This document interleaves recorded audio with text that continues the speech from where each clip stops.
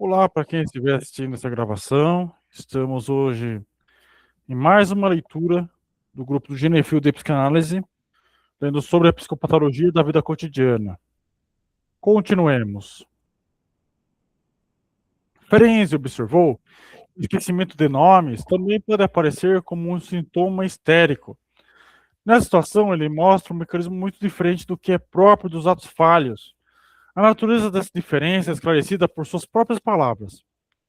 Tem agora em tratamento uma paciente, uma solteirona já envelhecida, a quem deixam de ocorrer os nomes próprios mais usuais e mais conhecidos dela.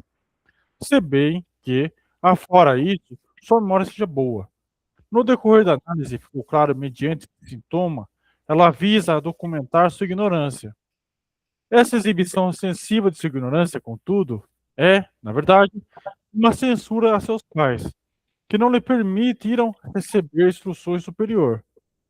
Também sua torturante compulsão a fazer a limpeza, psicose dona de casa, provém, em parte, da mesma fonte. Com isso, ela quer dizer algo como: vocês me transformaram numa empregada. Eu poderia citar os exemplos do esquecimento de nomes e levar seus exames muito mais longe, não fosse por querer evitar, nesse primeiro estágio, a antecipação de quase todos os pontos de vista destinados à discussão dos temas posteriores. Entretanto, talvez possa permitir-me resumir em algumas frases as conclusões extraídas das análises aqui relatadas. O mecanismo de esquecimento de nomes, mais corretamente de os nomes escaparem da memória, serem temporariamente esquecidos, consiste em pretendida por reprodução do nome, sofre interferência de uma cadeia de pensamentos estranhos.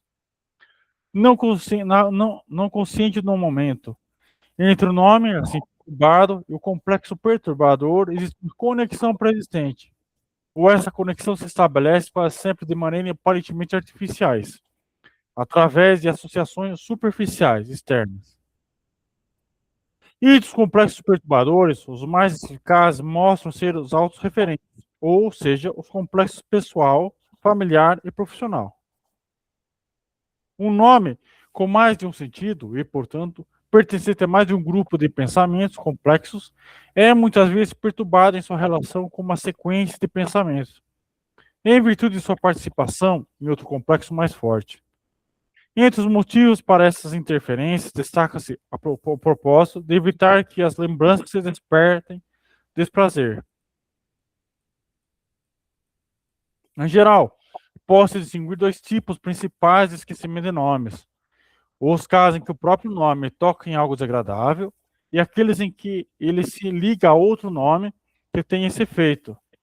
Assim, os nomes podem ter sua reprodução perturbada por sua própria causa ou por causa de seus vínculos ou associativos mais próximos ou mais distantes. Um exame dessas proposições gerais nos mostra por que o esquecimento temporário de nomes é, dentre todos os nossos atos falhos, o que se observa com maior frequência. Quer falar alguma coisa, Ronald?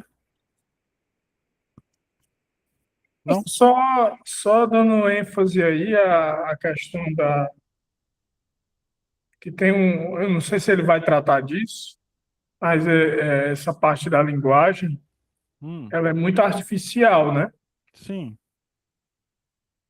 E aí teria que ser um exame à parte para falar sobre essa artificialidade.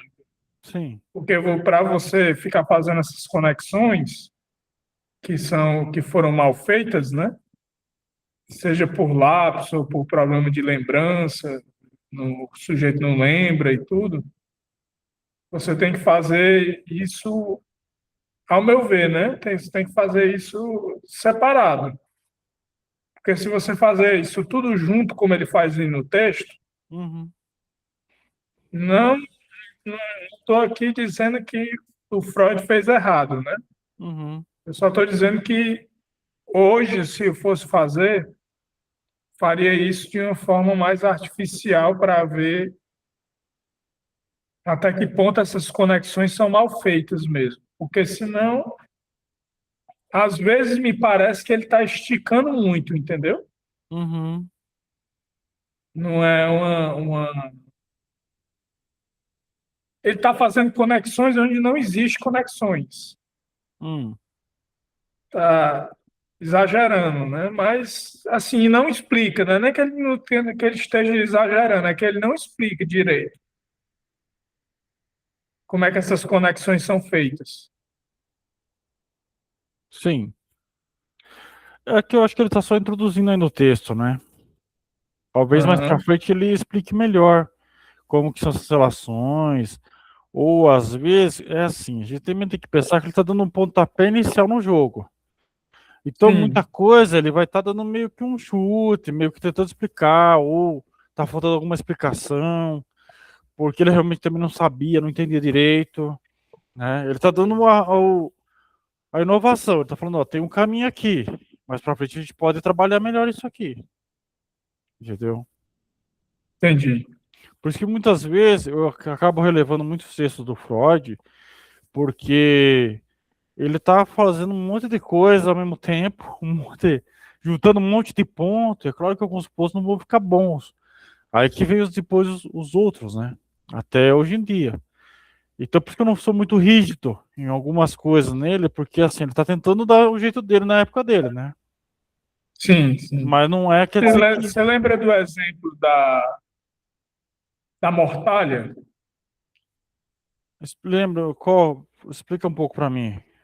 Era, era um poema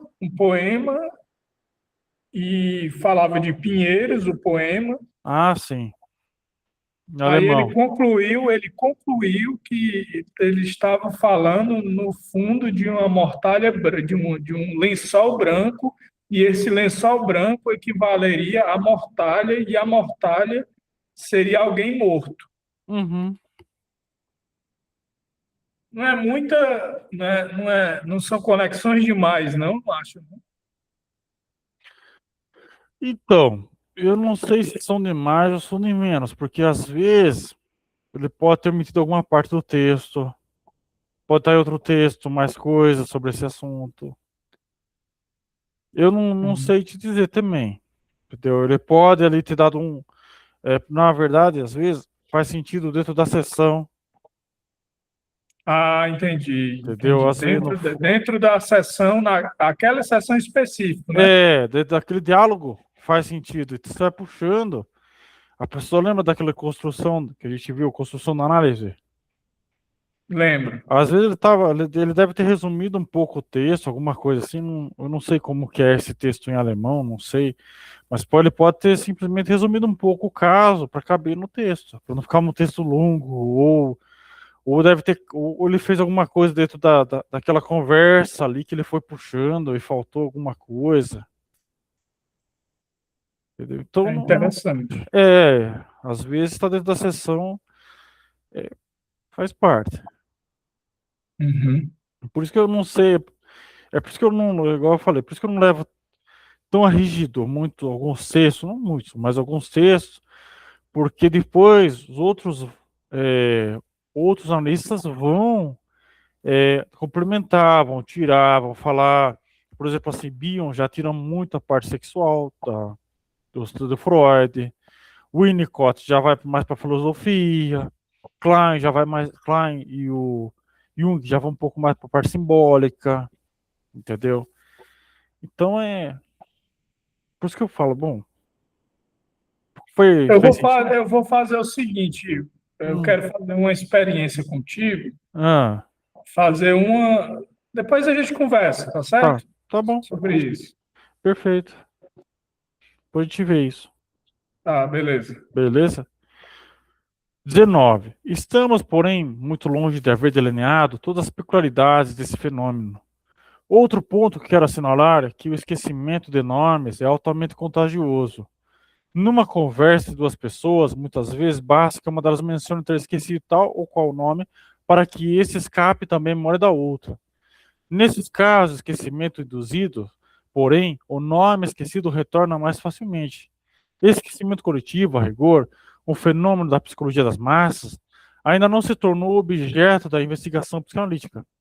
Apenas em um caso, mas que é especialmente belo. Reik, 1920, pôde dar uma boa explicação para esse curioso fenômeno.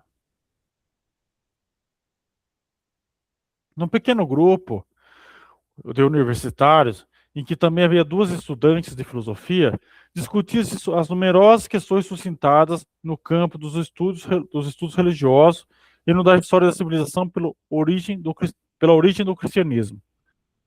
Uma das moças que participava da conversa lembrou-se de que, no romance inglês que lera recentemente, encontraram um quadro interessante das múltiplas correntes religiosas que haviam agitado naquela época. Acrescentou que o romance retratava toda a vida de Cristo, desde seu nascimento até sua morte, mas o nome da obra se recusava a ocorrer-lhe. Sua lembrança visual da capa do livro e da apresentação gráfica do título era ultra clara. Três dos homens presentes também afirmaram conhecer o romance e notaram que, curiosamente, tampouco eles eram capazes de reproduzir o nome. A moça foi a única a se submeter à análise para esclarecer o esquecimento desse nome. O título do livro era Ben-Hur, de Lewis Wallace. As ideias que lhe ocorreram como substituta foram Ex Homo, Homo San, Quo Vadis. A própria jovem a percebeu de haver esquecido o nome, porque ele contém uma expressão que nem eu nem nenhuma outra moça, especialmente na companhia de rapazes, gostamos de usar. À luz da interessantíssima análise, essa explicação assumiu um significado ainda mais profundo. Uma vez feita uma alusão a esse contexto, a tradução de homo, homem, adquire também um sentido pouco recomendável. A conclusão de Reik é a seguinte: a moça tratou a palavra como se, ao pronunciar o título dúbio da presença de rapazes, estivesse reconhecendo desejos que havia rechaçado por lhe serem penosos e incompatíveis com sua personalidade. Em suma, dizer as palavras penhur foi inconscientemente identificada por ela como uma proposta sexual e, por conseguinte, o esquecimento correspondeu ao rechaço dessa tentação consciente. Temos razões para supor que processos de consciência semelhantes tenham determinado o esquecimento dos rapazes. O inconsciente deles aprendeu o sentido real do esquecimento da jovem e, por assim dizer, interpretou-o. O esquecimento dos homens mostra respeito por esse comportamento recatado. É como se sua interlocutora, por seu repetido lapso de memória, tivesse dado um sinal claro que os homens, inconscientemente, entenderam muito bem. Há também o esquecimento sucessivo de nomes, em que toda uma cadeia deles é retirada da memória. Quando na tentativa de reencontrar um nome perdido, buscam-se outros estritamente ligados a ele. Não é raro desaparecerem também esses novos nomes, que deveriam servir de ponto de apoio. Assim, o esquecimento salta de um nome para outro, como que para provar esse sido um obstáculo que não é facilmente superável.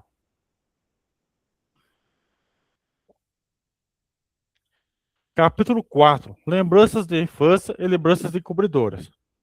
A gente, inclusive, já leu um livro, um artigo do Freud sobre lembranças encobridoras. Num segundo artigo publicado na Nome Alemão, pude demonstrar, num ponto inesperado, a natureza tendenciosa do funcionamento da nossa memória. Partiu do fato notável de que, nas mais remotas lembranças da infância de uma pessoa, frequentemente parece preservar-se aquilo que é indiferente e sem importância, ao passo que a miúde, mas não universalmente, na memória dos adultos, não se encontra nenhum vestígio de impressões importantes, muito intensas e plenas de afeto daquela época.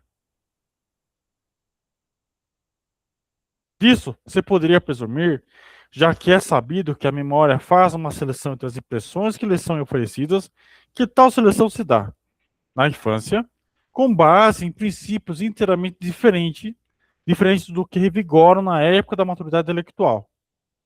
Uma investigação atenta, contudo, mostra que tal suposição é desnecessária. As lembranças diferentes da infância devem sua existência a um processo de deslocamento. São substitutas na reprodução mnemônica de outras impressões realmente significativas, cuja recordação pode desenvolver-se a partir delas através da análise psíquica, mas cuja reprodução direta é impedida por uma resistência. De vez em que as lembranças diferentes devem sua preservação, não a seu próprio conteúdo, mas ao vínculo associativo entre seu conteúdo e outro que está recalcado. Elas podem fazer jus aos nomes de lembranças encobridoras que foram por mim designadas.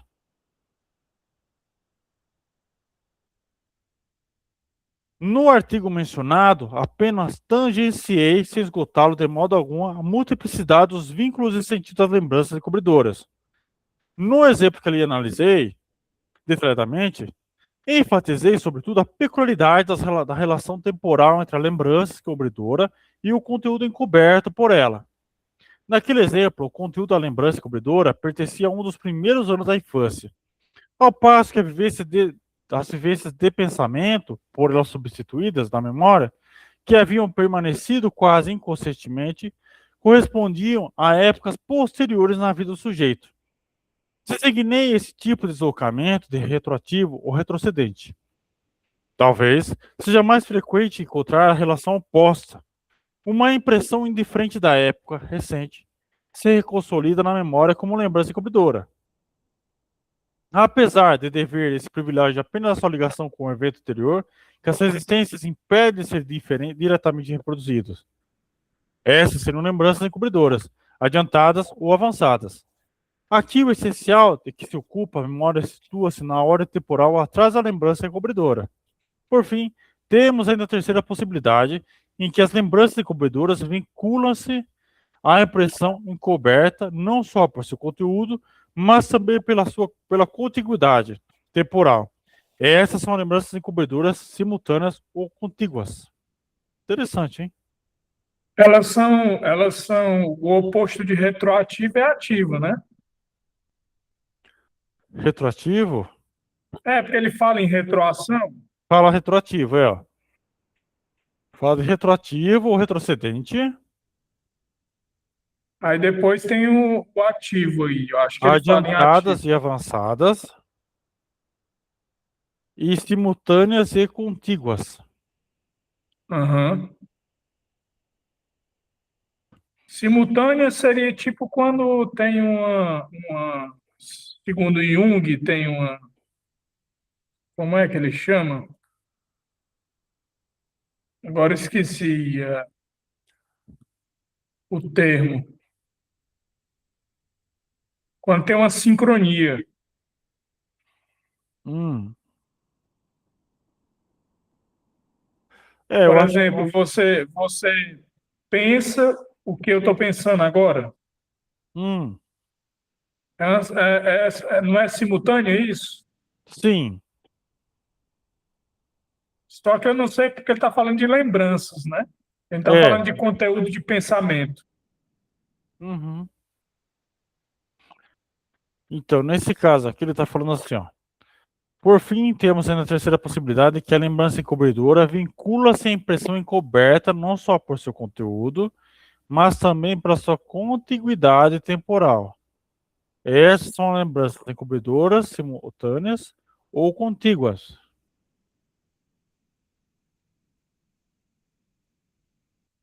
Não, eu continuo sem entender. Espera aí.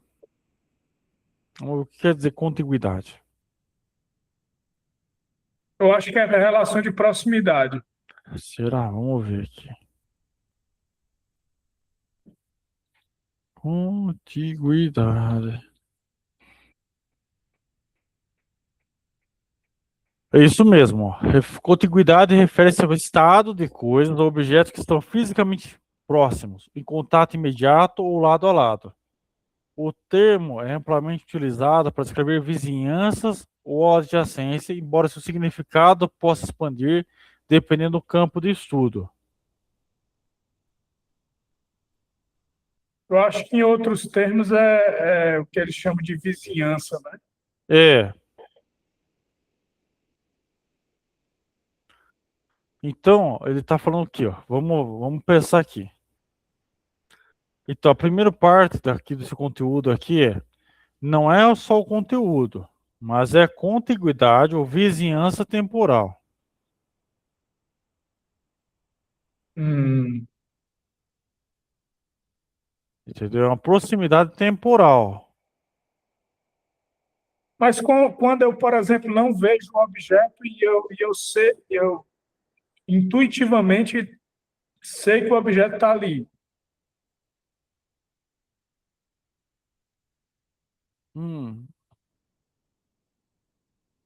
É uma proximidade também do objeto, só que por intuição, entende? uhum. É, você, porque assim, eu acho que nesse caso em particular, deixa eu pensar. É, você está próximo do objeto e do seu conteúdo, né? Tanto temporalmente como Fisicamente. fisicamente, é. E o conteúdo. Hum, Mas aí o conteúdo, no caso, é invisível, porque o sim. sujeito pensa sem eu saber que ele está pensando a mesma coisa que eu estou pensando. É, mas então, aí você está usando o conceito do Jung, né? É, do Jung. Tá. Eu sei que o Jung tem esse livro, mas eu não li ainda. Tá? Então eu não posso falar sobre esse livro. Aham, Então a gente tem que ver aqui o que, que o Freud está tentando dizer aqui nesse texto, porque certo. senão a gente vai acabar pulando para dois conceitos que talvez sejam muito diferentes. Provavelmente são muito diferentes. Porque Jung também era um gênio também na arte dele, né? Dois gênios, né? São dois É, gênios. é briga de cachorro grande, como a gente disse. É verdade. Bem grande, bem grande. Então, aqui a gente. Existe uma ordem, essa ordem temporal. Isso. Eu percebo essa ordem através da lembrança, não é isso? Sim, você vai. Isso. A lembrança é assim. Nem toda lembrança vai estar. Como eu posso dizer assim? No mesmo, acho que, estado de tempo, né? Por exemplo, ele Eu fala vou da estar infância. encobrindo outra lembrança, é isso? É. Você vê que ele vai falar aqui Entendi. para cima, olha, ele vai falar aqui para cima, que crianças e adultos, eles lembram de forma diferente, né? Ó, a lembrança diferente da infância deve sua existência a um processo de deslocamento.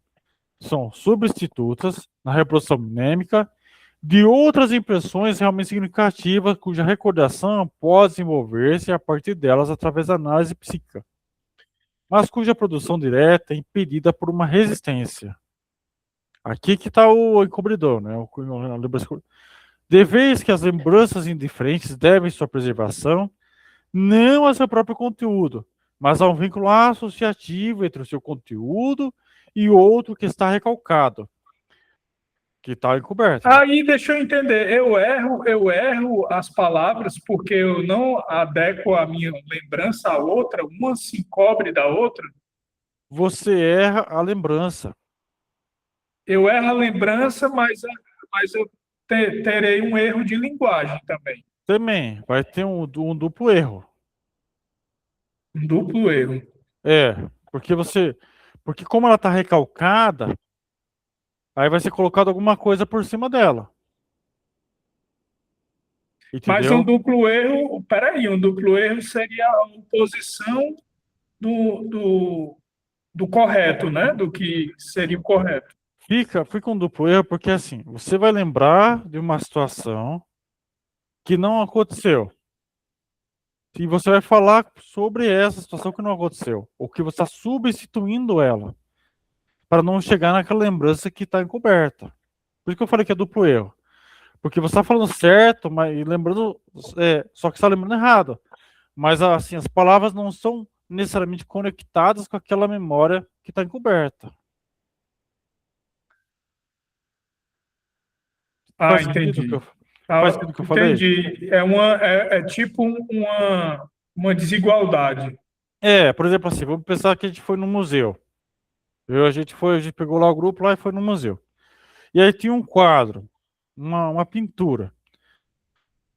Aí alguém, por alguma razão, tem algum trauma de quadro, sei lá, porque lembrou da avó, lembrou da mãe, lembrou de alguém, e a pessoa não quer falar daquele quadro. Então ela vai falar o quê? Que não era um quadro, que era uma escultura, Uhum. entendeu? Então, ela não vai estar falando mais do quadro. Por mais que você fale, mas é o quadro, não tem E quadro. ela intencionalmente mentiu, mas a mentira dela Encobriu. vai gerar É, uma série de outras lembranças. não, é porque o trauma do quadro gera uma lembrança encobridora, Ah, tá entendeu? certo. Então ela Não, viu o então não quadro. é, a gente não está no campo da verdade e da mentira, né? A gente está no campo do que a pessoa está lembrando como fosse algo que talvez não seja. Porque às Aham. vezes ela não tá, nem ela sabe que ela está mentindo, podemos dizer assim. Ela sabe que ela lembra daquilo, mas quando você começa a puxar um pouco mais, não é bem aquilo. Mas por algum trauma da vida dela, ela não quer tocar naquele assunto, porque ele é muito doloroso. Entendeu? Vamos supor que pegar esse quadro, vamos voltar para o quadro. Tá lá no museu o quadrinho lá. O quadro não tem culpa de nada, ele é um ser inanimado. Mas a pessoa Uhum. que viu aquele quadro, por exemplo, assim, lembrou que a avó sofreu, que a avó dela sofreu um acidente na frente do quadro parecido com aquele. E ela não quer falar do quadro. Então, se ela leva para análise, talvez ela não vai levar como um quadro, vai levar como uma estátua ou como uma outra coisa. E aí E não, você, como analista, que tem que perceber que ela não quer falar do quadro. eu vou, o tempo vai, né? Ter a paciência para ver se ela vai chegar naquele ponto, porque também não conheço a lembrança que ela está falando. Eu tô entendendo o que ela está falando. Mas eu também, a gente está num duplo cego aqui também.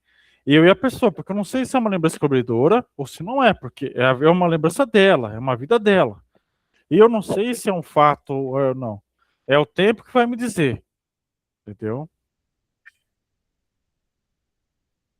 Entendi. Esse é um trabalho difícil.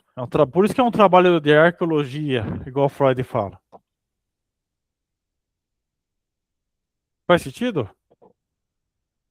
Faz sentido agora, inclusive quando você conversa com pessoas mais velhas, pessoas de idade, né? Que Uhum, elas têm problema realmente de lembrar, ou pessoas que, sei lá, foram alcoólatras e têm dificuldade de lembrar, uhum, elas, você percebe claramente que não é o pensamento sobre o pensamento, uhum. é a lembrança, né? Porque lembrança não é a mesma coisa que pensamento. Sim, Lembrança, eu estou usando a minha memória, o pensamento, eu estou usando outra região do cérebro. sim, sim. Aí a pessoa vai dizer carroça e diz jossa, Isso, substitui. substitui. Aí diz assim, não, que queria dizer carroça, queria dizer carroça, quando ela Sim, lembra, né? sim, exatamente. Porque muitas dessas lembranças cobridoras, elas são trauma na pessoa. Elas são vergonha, que ela não quer falar sobre aquilo.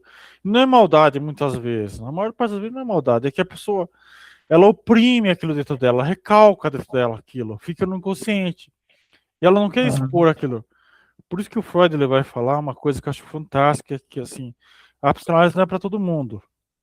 Por quê? Porque chega ali, naquele momento de conversa com o analisando, e aí o Freud fala, pode falar do jeito que você quiser, fala aí e pronto. Só que essa é uma conversa muitas vezes difícil, entendeu? É uma conversa muito difícil para a pessoa falar sobre aquilo, ela pôr aquilo para fora, um pensamento dela para fora, que ela sempre julgou ruim, ou que ela sempre foi recalcada, sempre foi cortada. Então, para julgar, ela expor aquele pensamento, muitas vezes leva muito tempo. Porque tá recalcado, é uma lembrança cobridora, mas foi tão bem ali, fechado por ali, tão trancado dessa pessoa, que aí aos pouquinhos que você vai ter que ir abrindo. E tem gente que não aguenta e desiste. Porque é muito doloroso o processo. Porque às vezes a pessoa está encobrindo uma memória de sofrimento terrível, igual você falou assim, sei lá, a pessoa bebeu, não sei o quê, mas ela não quer lembrar dessa época que ela era alcoólatra. Então ela fala que é outra coisa. porque dói muito para ela falar sobre isso. Ela tem muita vergonha, foi muito sofrido. Ela quer esquecer aquilo. Uhum. E daí ela faz uma lembrança encobridora. Daí ela fala qualquer outra coisa para não. Daí ela começa a desviar do assunto. Ou começa a fazer essas repressões, esse recalque. É muito sensível a clínica. Tudo Certo? isso na lembrança. É, Recalcando a lembrança. é. Porque dói. Dói muito, sangra. Sangra. Aham, Muito. entendi. Entendeu? A palavra é sangra. Sangra, dói, dói. É uma dor que sangra. Uma dor que sangra. É uma dor, um incômodo, né? Muito incômodo. Muito incômodo. Muito incômodo. Entendeu? Por isso que o Freud fala isso para. Por isso que muitas vezes algumas pessoas assim abordam até um pouco mais leve a psicanálise, porque fazer o que o Freud pede muitas vezes é muito pesado para muita gente. A pessoa não tem nenhuma base mínima emocional, entendeu? Assim, para sustentar o que ela está falando na clínica. De tanto trauma que a pessoa está trazendo dentro da clínica. Então, aí que vem o tempo para você fazer um alicerce para depois você ir para a psicanálise. Aí você usa muitas vezes métodos tipo psicodinâmicas, que é um pouquinho mais suave, que é um pouquinho mais tranquilo, que não precisa ficar ali muito, entendeu? Mais de boa, mais tranquilo. Porque senão, às vezes, você dá com na psicanálise, a pessoa já dá uma tremida, entendeu? Aí você Uhum. começa a falar para a pessoa, ó, isso que você notou, isso aqui. E aí a pessoa começa a ficar meio, entendeu? Por exemplo, né? Vou dar um exemplo aqui. Uhum, Uma, uma mulher de 53 anos, uhum. ela é casada, certo? Sim. Mas ela alimenta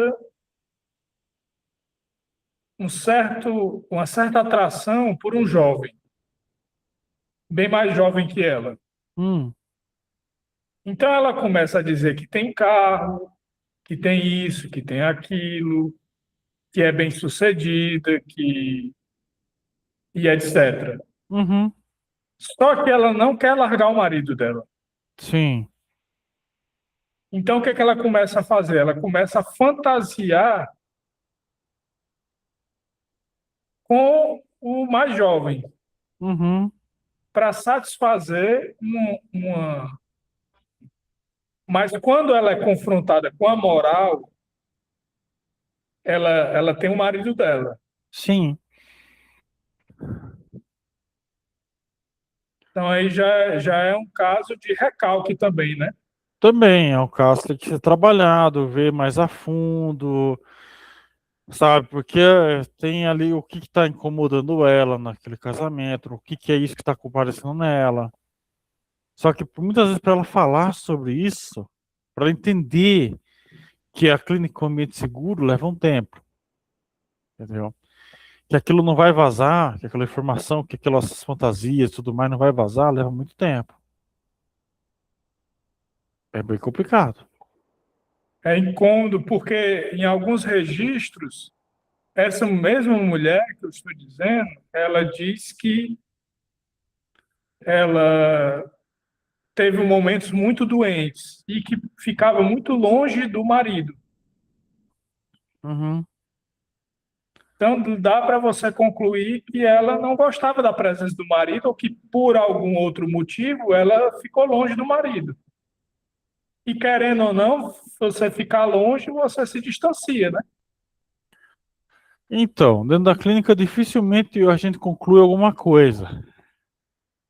A gente Aham. vai. A clínica que eu faço, e é muito parecida, eu dificilmente eu viro para a pessoa e concluo alguma coisa.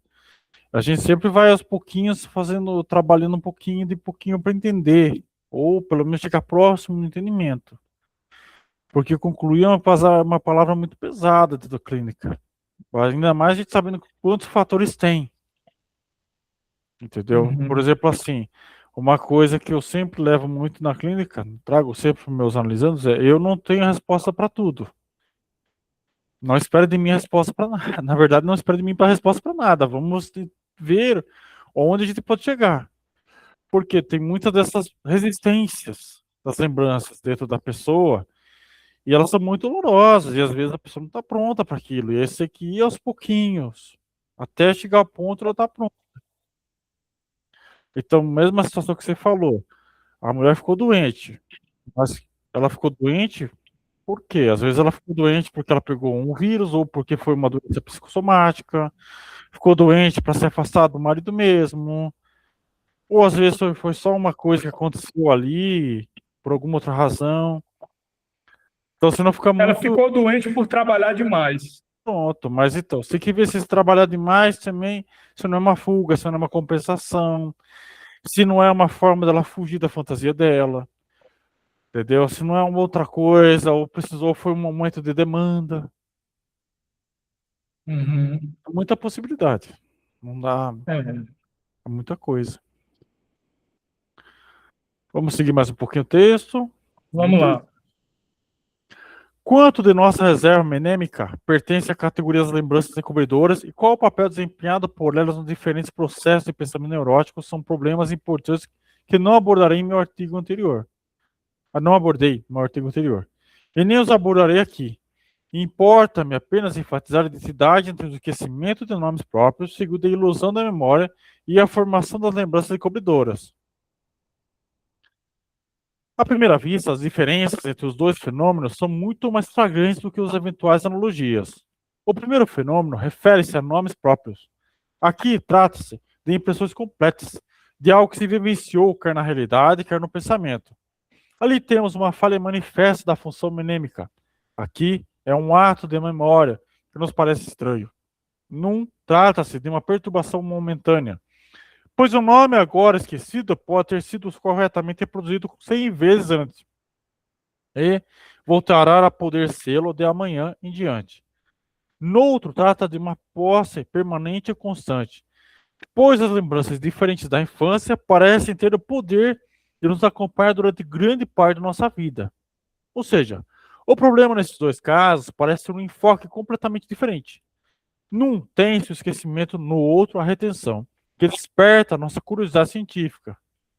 Um estudo mais detalhado revela que, a despeito das diferenças entre os dois fenômenos quanto ao material psíquico, é a duração, as coincidências.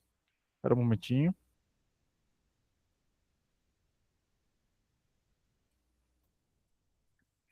Entre ambos predominam em muito. Ambos se referem às falhas não recordar o que a memória reproduz, não é o que deveria ser corretamente reproduzido, mas algo diverso que serve de substituto. No caso do esquecimento de nomes, a lembrança se dá sob a forma de nomes substitutos. O caso da formação de lembranças encobridoras tem por base o esquecimento de outras impressões mais importantes. Em ambos, uma sensação intelectual nos dá notícia da interferência de algum fator perturbador, mas o faz de forma diferente. No esquecimento de nomes, sabemos que os nomes substitutos são falsos. Nas lembranças encobridoras, ficamos surpresos por possuí-las. Se a análise psicológica nos revela que a formação substitutiva se produziu da mesma maneira em ambos os casos, por deslocamento ao longo de uma associação superficial, são precisamente as semelhanças entre os dois fenômenos, quanto a seu material, duração e ponto focal, que contribuem para aguçar nossa expectativa de havermos descoberto algo importante e de validade universal. Esse universal afirmaria que, quando a função reprodutora falha, se extravia, isso indica com muita mais frequência do que suspeitamos a interferência de um fator partidarista, de uma tendência que favorece uma lembrança, enquanto se empenha em trabalhar contra a outra. O tema das lembranças da infância me parece tão significativo e interessante que eu gostaria de dedicar-lhe mais algumas observações que vão além dos pontos de vista apresentados até agora. Até que ponto da infância recuam nossas lembranças? Conheço algumas investigações a esse respeito, como as de V. e C. Henry e de Potwin. Eles mostram que existem grandes diferenças individuais entre as pessoas examinadas. Algumas situam suas primeiras lembranças no sexto mês da vida, ao passo que outras nada lembram de sua vida até completar 6 ou mesmo 8 anos de idade. Mas Aqui se aprende essas diferenças na retenção da lembrança da infância e que significa deve-se lhe atribuídos. Evidentemente, não basta compilar material para responder a essas perguntas por meio de um questionário. Falta, além disso, elaborar esse material. E desse processo, a pessoa que fornece a informação precisa participar. Em minha opinião, aceitamos com demasiada indiferença o fato da amnésia infantil, isto é, a perda das lembranças dos primeiros anos de vida. E deixamos de encará-lo como um estranho enigma. Esquecemos quão grandes são as realizações intelectuais e quão complexos são os impulsos afetivos de que é capaz uma criança de uns 4 anos. E deveríamos ficar atônitos ante o fato de a memória dos adultos, em geral, preservar tão pouco desses processos anímicos, sobretudo, já que temos todas as razões para supor que essas mesmas realizações infantis esquecidas não terão resvalados pelo desenvolvimento da pessoa sem deixar marca, mas serão antes exercido uma influência determinante sobre todas as fases posteriores de sua vida. E, malgrado essa eficácia incomparável, foram esquecidas. E isso sugere que existe para o ato de lembrar, no sentido da reprodução consciente, condições especialíssimas de qual não tomamos conhecimento até agora. É perfeitamente possível que o esquecimento da infância nos possa fornecer a chave para o entendimento da amnésia que, segundo nossas descobertas mais recentes, estão na base da formação de todos os sintomas neuróticos. Olha que interessante.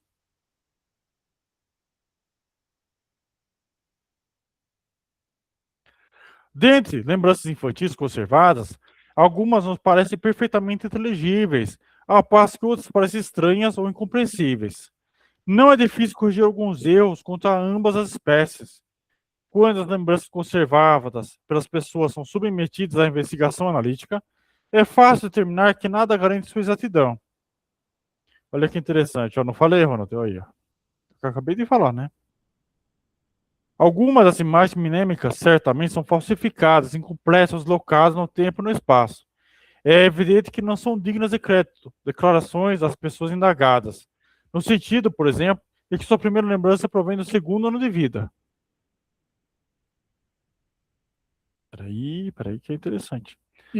Então a gente pode dizer que é porque eu ainda estou na questão da linguagem ainda, mas a gente poderia dizer que agora a gente está em outra camada, que seria a camada da memória e dos Uhum. fatos relacionados à memória. Isso. Uhum. Entendi, Exatamente. entendi. É complicado porque agora ele transpôs a linguagem pura, né, ali que estava sendo trabalhada. Uhum. Lógico que tinha os fatos, né? Tinha os fatos dessa linguagem, Uhum. mas eram fatos, como é que eu posso dizer, mais soltos. Sim. Era a história da incompreensão do cara que entrou lá na clínica para se clinicar com o Freud não lembrava o nome, lembra? Isso, sim. Aí agora a gente está num campo onde o fato se é mais presente, que é nas lembranças. Isso. Exatamente. Entendi. Ele Essa- está ele tá progredindo, vamos dizer assim. Isso, exatamente. Exatamente. Tanto é que no começo lá da leitura que a gente fez, ele vai falar muito de nomes, né? Que a pessoa esquece nomes e tal. Agora ela está esquecendo as lembranças. Que são coisas que você pode ver que são coisas mais completas, são coisas mais complexas também, né? Muito bom.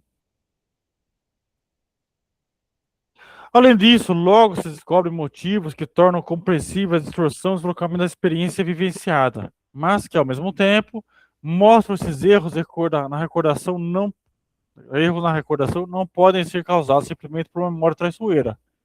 Forças poderosas e épocas posteriores da vida modelaram a capacidade de lembrar das vivências infantis. Provavelmente as mesmas forças responsáveis por nos termos alienado tanto da compreensão dos anos da nossa infância. O recordar dos adultos, sabidamente, utiliza diversos materiais psíquicos, Alguns recordam em imagens visuais. Suas lembranças têm um caráter visual. Outros não conseguem reproduzir na lembrança os mais vagos contornos visuais do que foi vivenciado, de acordo com a sugestão da Charcot. Tais pessoas são chamadas de audition monitor, contrastando com os visuais.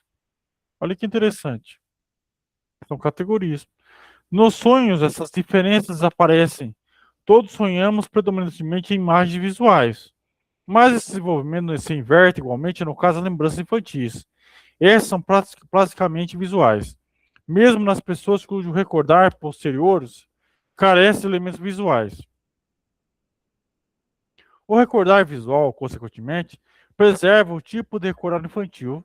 No meu caso, as primeiras lembranças da infância são as únicas que têm caráter visual. São cenas elaboradas de modo francamente plástico, comparáveis apenas às representações no palco. Nessas cenas infantis, sejam elas de fato verdadeiras ou falsas, a pessoa costuma ver a si mesma como criança, com seus contornos e suas roupas infantis. Essas circunstâncias devem causar estranheza em suas lembranças de vivências posteriores. Os adultos visuais já não visualizam a si mesmos. Ademais, supor que em sua vivência a atenção da criança estaria voltada para ela própria e não exclusivamente para impressões do exterior. Contradiz tudo o que sabemos. Assim, somos forçados por diversas considerações a suspeitar de que, das chamadas primeiras lembranças da infância, não possuímos o traço mnemônico verdadeiro, mas sim uma elaboração posterior dele. Uma elaboração que talvez tenha sofrido a influência de uma diversidade de forças psíquicas posteriores. Portanto, as lembranças da infância dos indivíduos adquiriram universalmente o significado de lembranças encobridoras. E nisso oferece uma notável analogia com as lembranças da infância dos povos, preservadas em lendas e mitos. Muito interessante, hein?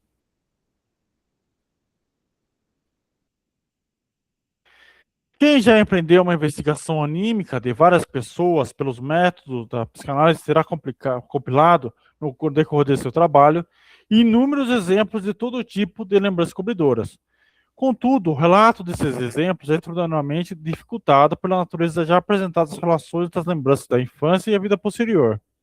Para que se possa mostrar que uma lembrança da infância deve ser indicada como uma lembrança cobridora, quase sempre é necessário expor a biografia completa da pessoa em questão. Olha lá, Ronald, mais uma pergunta que você tinha feito aí.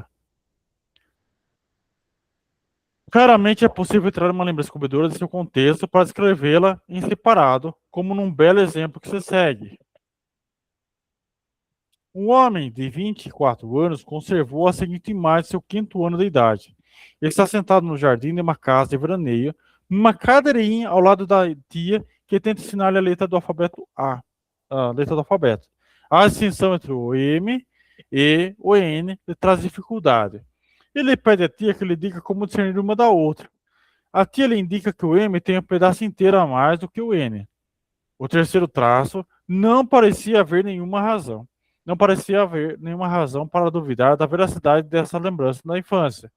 Contudo, ela só adquiriu sentido mais tarde, quando se mostrou apta a representar simbolicamente outra das curiosidades do menino.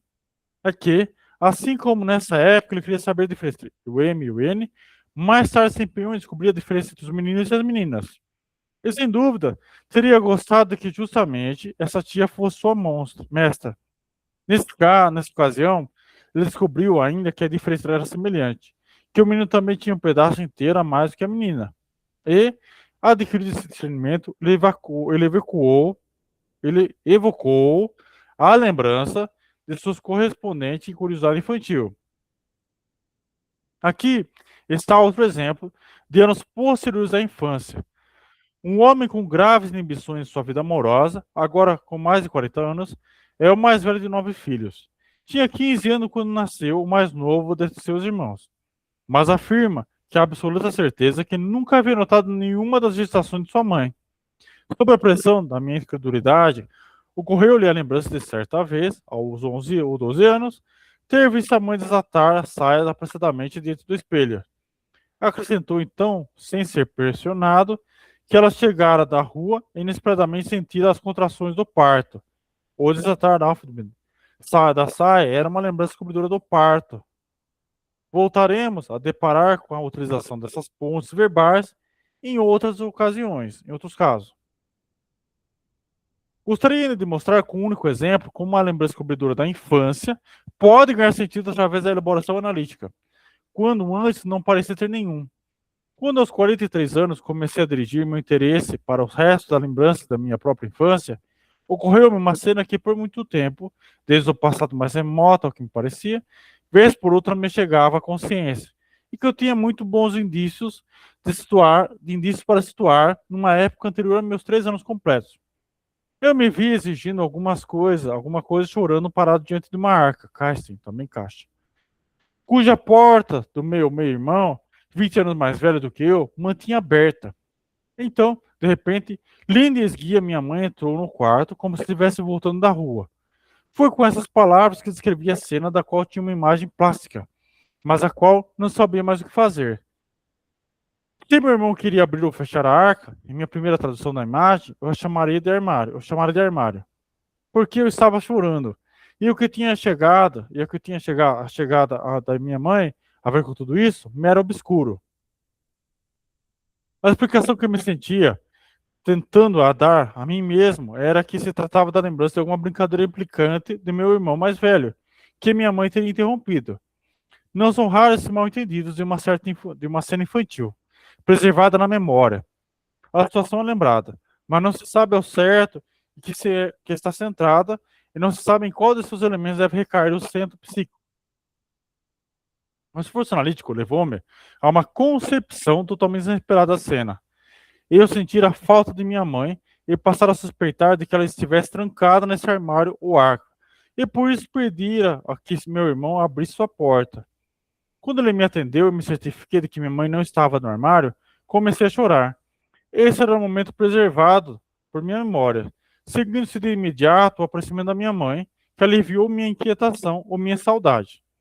Mas, como foi o menino, teve a ideia de procurar a mãe ausente no armário, os sonhos da mesma época, da análise dessa lembrança, continham alusões vagas a uma babá de que eu também guardava outra reminiscência, como, por exemplo, a de que ele costumava insistir em que eu lhe entregasse conscienciosamente as moedinhas que recebia de presente, detalhe que pode reclamar para si o valor de uma lembrança cobridora de vivências posteriores.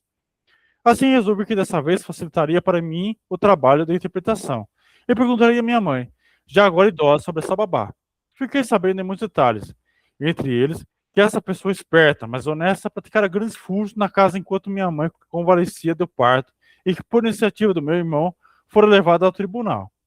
Essa notícia me permitiu compreender a cena da infância como que, por uma espécie de inspiração, o desaparecimento repentino da babá não me foi indiferente. Perguntei justamente a esse irmão onde ela estava, porque provavelmente eu havia notado que ela desempenhara um papel em seu desaparecimento. Ele respondeu de maneira esquiva, e cheio de trocadilho, que ele era característica dizendo que ela estava encaixotada.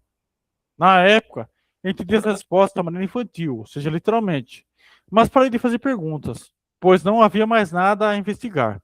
Quando minha mãe se ausentou, pouco tempo depois, suspeitei que meu irmão malvado tivesse feito com ela o mesmo que fizera com a babá. E, por isso, o forcei a abrir a caixa. Para mim, agora, compreendo também por que na tradução da cena visual infantil, enfatizei a silhueta esguia da minha mãe. Deve ter me chamado a atenção como algo que ela acabara de recuperar. Sou 2 anos e meio mais velho do que a minha irmã, nascida nessa época. E quando fiz 3 anos, já não convivia com meu meio irmão. Bom, vamos parar aqui, tá bom? Deixa eu parar a gravação. Pode falar, Ronald.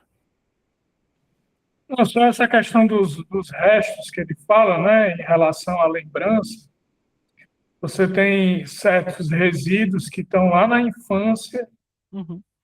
que eles se sobrepõem e não deixam você ter uma visão mais clara.